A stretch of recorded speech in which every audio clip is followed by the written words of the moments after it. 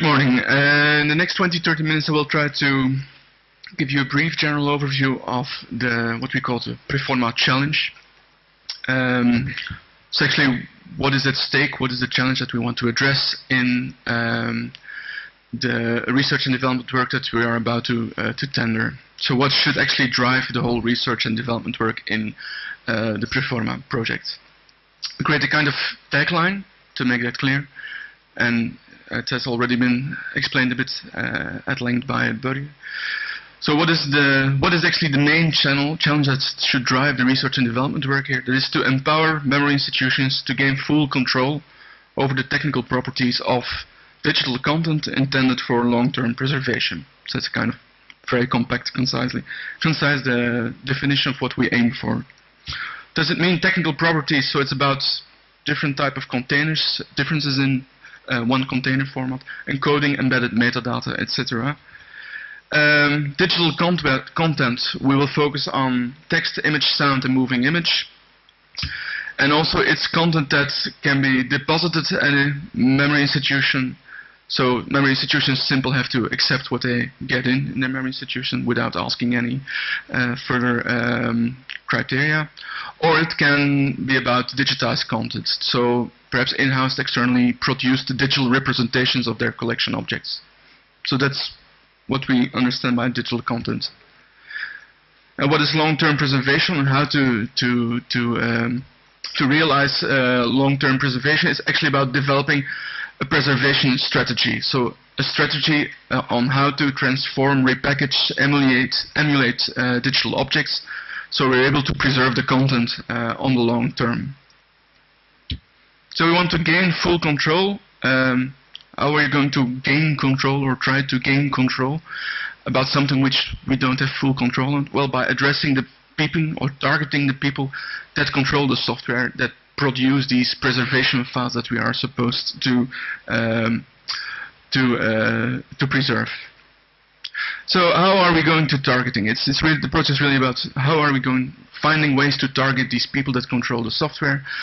Actually, we see two strategies that we want to develop in this project. The first is develop an open source conformance checker. This is a tool. It's an open source tool, so it's freely available for all memory institutions.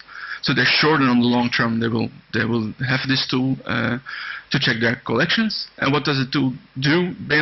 Basically, it's a tool that checks if a file complies with the standard standard specifications of the file format that we defined as a preservation file format. It checks if the file complies with acceptance criteria specific for a memory institution. It reports back as well in a human readable as in a machine readable way to agents that are responsible for preserving the digital content. And perhaps for some very simple problems it may be able to perform simple fixes. So it smoothens or it facilitates the ingest procedure. So that's the first strategy that we expect you to work on. The other strategy is complementary, actually. It's about establishing an ecosystem, we call it an ecosystem, around a set of tools that support the open reference implementation of that file format. Of course, this conformance checker is one important tool in that ecosystem, but we want to see that also other type of tools would be included or participate in that ecosystem. So we get more support and more awareness about this format. So what is there the aim or the challenge? To generate useful feedback for those who control the software and to provide them with useful information, both to advance the improvement of the specification. So there we address, for example, standardization organizations, or also that companies are willing to develop business cases that we can support and that we can help them in advancing to build new types of business cases around this reference implementation for managing preservation files. So these are the two general main challenges or main strategies that we want to follow to address or target these the people that control software for preservation files. A bit of context has already been addressed by Bert as well. What's the background, at least from the perspective of memory institutions? That's the OAIS reference framework. And just want to show you that of course, the aim, the general aim, the objective of this project is simply derived from what's one of the main objectives of the OIS reference model, being obtain here sufficient control of the information in general provided to the level needed to ensure long-term preservation. Just for your reference, so this is a very important underlying document. And for the memory institutions, this tool, this Conformance checker, and the whole ecosystem around the tools supporting this reference implementation are, of course, instruments to realize or to implement the following OAIS functions. For example, if you think of the Conformance checker, you will use that's an instrument to realize the quality assurance at ingest time, generating AIPs, updating the archival information, and replacing media in the archive storage system. And at the other side, the whole idea about the ecosystem and the reference implementations that might be instrumental for establishing standards and policies, for maintaining the archive system, monitoring your designated community, track changes, but also look for available technologies or to address available technologies. And of course, developing a preservation strategy and standards that enable the archive to make informed trade-offs, so that you know at least where you have to, that you can do it in make trade-offs in an informed way. So that's a bit of what's the OIS background behind the whole project. To become a bit more concrete, there are, of course, a lot of file formats that we may address, and we want to concentrate on 3 sets of file formats following the project. So what we did is 2 things. We made a survey among the memory institutions on which file formats are relevant for them. What are they using for the moment as a preservation file format? And of course, we also checked, okay, we're in a project which is about implementing or developing, researching open source solutions. So which of these formats can we actually, in a legal way, a correct way, use for doing research and development work in our project? So this list is but the result of an exercise we did in the past 3 months. And consider here as a kind of short list of specifications we are now considering, which will probably include it in the tender, but we're now further investigating in which form or under which conditions and terms we can include them in the tender. And of course, when the tender will be published, you will get the full information on the exact specification that we want to use. So what was the result of this exercise for text documents? We would like to address, or we'd like to do research on PDF-A 1, 2, and 3 specifications. For image files, there was a need or a real demand for working on the TIFF format, not just the TIFF format, but specifically the TIFF 6.0 baseline definition of TIFF. And for moving image, the list is a bit longer because audiovisual formats are a bit more complex than raster images and text files. And there we're studying for the moment different strategy, different routes. But what we will ask you, what we will tender for, will be derived from this short list of 3 container formats, being MXF OP1A application profile for MXF, MKV, the Matroska container, and OC containers. Combined with one of the 3 following video image codecs, JPEG 2000, FFV1, and Direct. And for audio, obviously, an implementation using linear PCM. So the full details on the exact specifications, which is important for you, that will be published in the final, well, that will be available when the tender will be published. Then I will try to focus a bit on the conformance checker and what we did a kind of requirement analysis, a survey on requirements coming from the memory institutions. And we came up with 4 use cases around which the development of that tool should be centered. And actually these 4 use cases, they represent the 4 moments in the life cycle on a document when a memory institution or a producer should do conformance checking. So conformance checking at creation time. So having producers, the people that create the documents, proactively check technical properties of a file. For example, in the case of a government and administration producing PDF files, so that they have the tools actually to do that already proactively before these files are transferred to an archive. Then the actual transfer, so checking at transfer time. So have OAIS archives check the technical properties of files ingested, assessing whether they meet acceptance criteria for ingests. And in the beginning I told you it's about content deposited at memory institutions, but also sometimes content produced by the memory institution themselves, internally or externally. And that's what we tried to cover under the use case conformance checking at digitization time. So have OAIS archives check the technical properties of digital representation of collection items if they meet the requirements specified in a digitization tender. And the fourth one, that's further up in the whole life cycle, when the file is already in the OAIS archive. At a certain moment, and that's of course the most essential point, it should be in one way or another migrated in order to guarantee that the content is being preserved. These kind of use case we covered under conformance checking at migration time. So these are like the four main use cases for the conformance checker, the software that should be developed, researched and developed. We also have been surveying what are the specific implementation contexts, deployment contexts at the memory institutions, as a way of doing a kind of a reality check on how resilient and how low level, how simple should the tool be, should one be able to deploy the tool. Because most of the time we think of OAS archives as like massive, very complex systems, and that was also the case in our consortium. Most memory institutions have only very limited IT capacities and infrastructure. So we felt the need to define a set of deployment contexts in which, for which the tool should allow, for.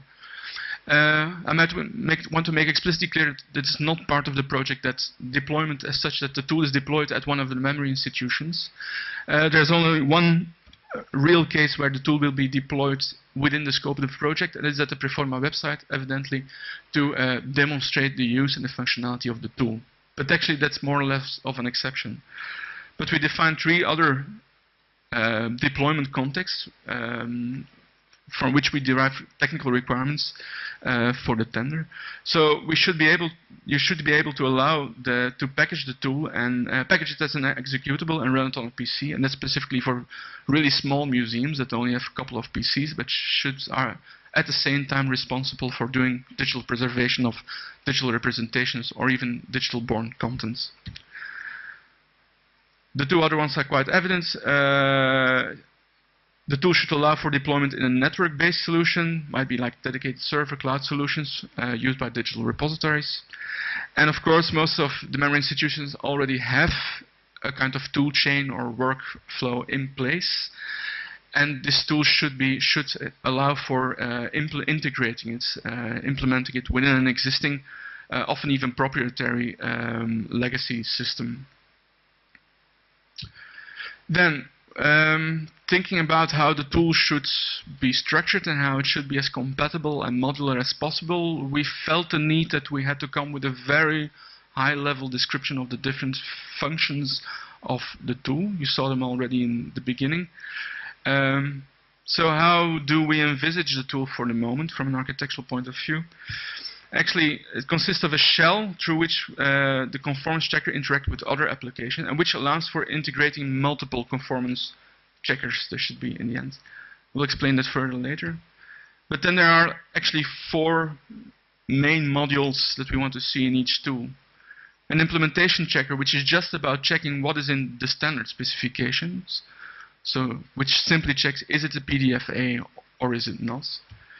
It might be possible that there are additional criteria which are important for the preservation strategy that are not in the standard, but the archive wants to check for. That should be like the scope of what we call the policy checker.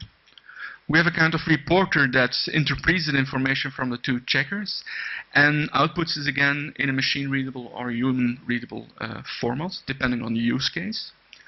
And what we already said before, something that's for very simple problems, very simple bugs, we could include in the software tool a kind of metadata fixer, and this would facilitate and make the whole ingest procedure a lot easier, because much of the mistakes are often very simple to solve.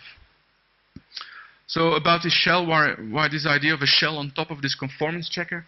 Because we want to use all these different the results of these different open source projects in our project. We want to be able to integrate it, so to deploy them as one integrated tool.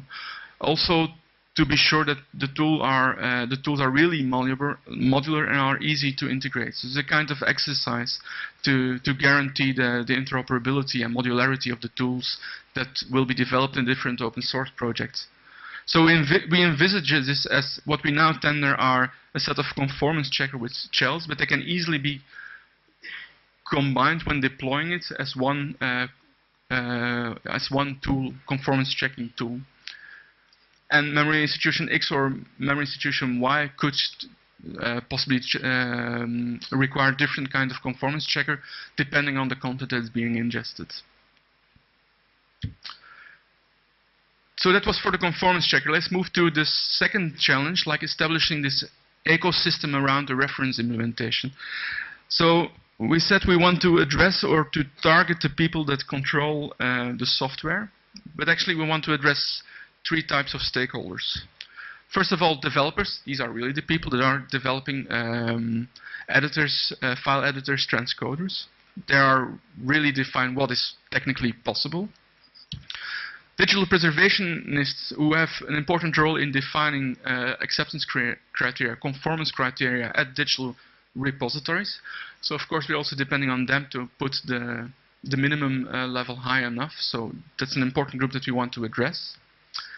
And that might be really interesting in the test that we are doing with on conformance checking. And the third one, really important, also the standardization organizations, because they maintain the specifications of the standards. So it's really part of your job in this project to really address the people that are maintaining the spec. I will elaborate a bit further on developers and standardizations, because you can consider the whole context of digital preservation, actually the OAIS environment.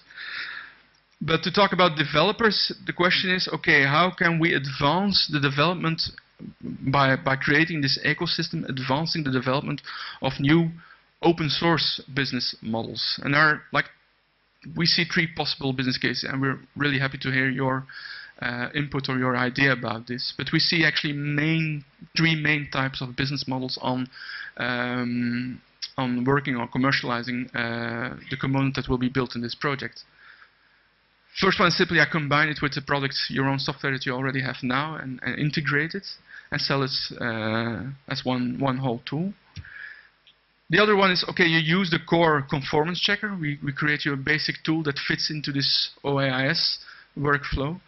But you might think of developing additional file format, conformance checkers for additional file formats. You saw the shortlist. That's what's relevant for the memory institutions and what we are able to tender for here in the project. But it might be possible that you, of course, think of other formats. So if you have expertise or you see a need for a conformance checker in other file formats. Actually, with this tool, you have already a platform on which you can plug in additional extensions, as we call it here. And these might be proprietary. And if you want to stay true to like the open source character of the whole tool set, there's also, of course, a huge need in itself for providing services for deployment, technical training, consulting, and technical support, particularly for memory institutions. So looking forward to see your idea or have your opinion about it. But these are what we see within the project for the moment, like what are the three main models.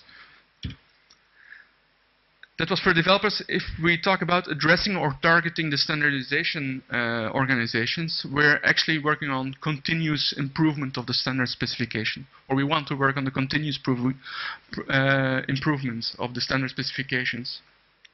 So we expect suppliers to be very active and be very also proactive in being in touch and targeting and addressing issues as to the standards, the formal specification in the standard documents, by establishing context, by raising issues, by interact on technical issues, technical specifications. So we expect a very active approach on that. So that's for the reference implementation. What I present to you now will be part of a challenge brief, which will be included in the invitation to tender. And we have the idea that we expect that suppliers will agree or engage with this or commit to this challenge brief as a whole. So it will be a document that will be attached to the invitation to tender. But of course, in the invitation to tender, we will list a series of minimal requirements. I can't give you the full list, evidently. That will be available at publication of the tender. But I want to show you a list of domains for which you can expect minimum requirements, because they are important for us, and they guarantee the general approach, the general open source approach of this project. And they deal with the source code, the way you release source code, open source work practices, and the distribution of IPR. So very briefly, we expect that source code shall be built for portability between technical deployment platforms, that it shall be built in a modular fashion for improved maintainability, that for each executable that you deliver, that source code shall always be provided for that specific executable, and also including instructions on how to create the executable, and also the open source for creation of the executable. And then the last point, that actually the tool of the source code, the tool shall be, or the executable shall always be available for several different platforms, at least, and this is also shortlist for the moment. Windows 7, OS X, and the most common Linux distributions. As to work practices, well, it's an open source project, so we expect you to use the effective open source work practices. Not going through the list, and I think Bjorn will later in this morning will more elaborate on that. And all development we expect from day one to be available at open development platforms. So that as to open source work practices.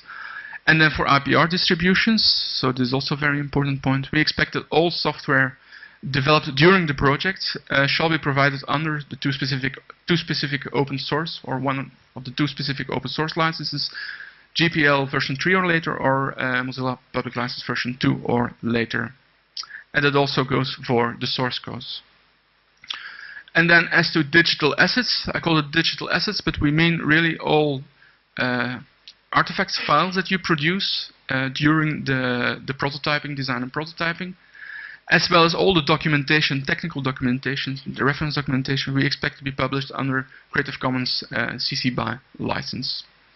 And for the file formats that we use, this digital assets as long as file formats are concerned, we expect to provide them using open file formats.